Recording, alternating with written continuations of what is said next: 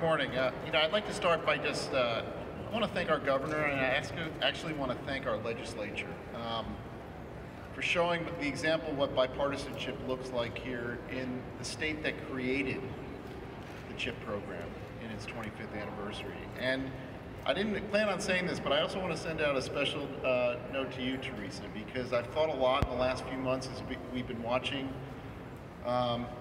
a lot of language coming out of DC telling us how they're going to reauthorize this program. What it would be like to be in your shoes holding that letter you just talked about at the holidays, all right? So I thank you for your public service, and I think people need to recognize the sort of weighty decisions that our public servants every day have to make on behalf of taking care of families here in the Commonwealth.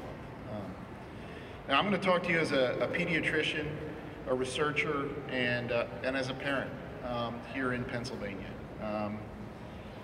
I think first and foremost, I'm a pediatrician here at the Children's Hospital of Philadelphia, and people who know me in my practice know that I kind of spend a lot of time getting down and dirty to know what's going on out there over the years. And the Medicaid and CHIP programs historically have really been responsible to creating nearly universal coverage, health insurance coverage for children in this country, including in the Commonwealth of Pennsylvania.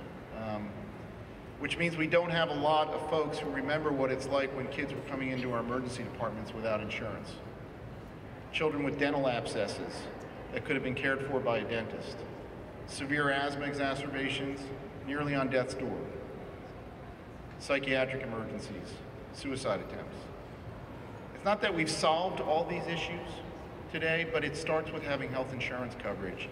And no one should leave here today without understanding the importance of that first gate, which is the importance of affordable coverage that provides comprehensive benefits to children. Now, I'm going to pivot to my role as the director of PolicyLab here at the Children's Hospital of Philadelphia, because people know that our work at PolicyLab begins with asking families what's happening out there. It's our care for children here at CHOP that informs the types of research we care about. And in that context, over the last few years, I've been asking families, how's it been going out there? Because families are having a hard time in terms of balancing the monthly budget out there, and I wanted to know what was going on with regards to health insurance.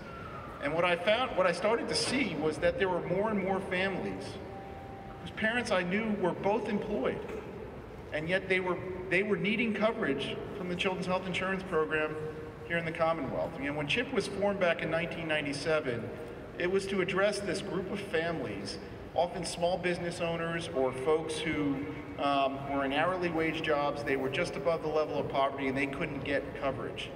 Well, most folks, and when I talk about this, they're surprised to hear that nowadays CHIP is more important than ever, because you got folks in large companies whose companies are no longer providing any coverage for their dependents, or when they do so, they're asking you to pay a $10,000 deductible before your insurance kicks in. It's basically an insurance card without access or affordability. For those families, particularly in low and moderate income households, CHIP has become the backstop to providing health insurance coverage for their children. I will add that as folks are making decisions down in Washington, they sort of see this population of 9 million children, and they think, hey, it's just 9 million children. But how many children are going to need the CHIP program in 2 years?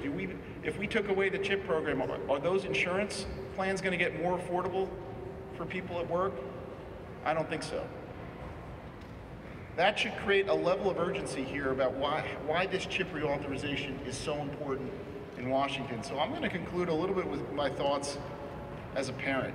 What I think is so beautiful about the CHIP program is that the states were given flexibility, and Pennsylvania led the nation in showing, if you brought a bunch of people together at the state level and asked, what are the types of services that all children need, regardless of payer, regardless of whether you were poor or whether you had really good jobs, they sat around in a room and they created a plan that said these kids need vision services, they need dental care, they need physical health services, they need behavioral health care, and they sort of created the package that every child should have in this country. That's what's in danger today. And if I could have the option, I will tell you today, if I had the option to buy into the CHIP program for my children, wink, wink, right, I would do it.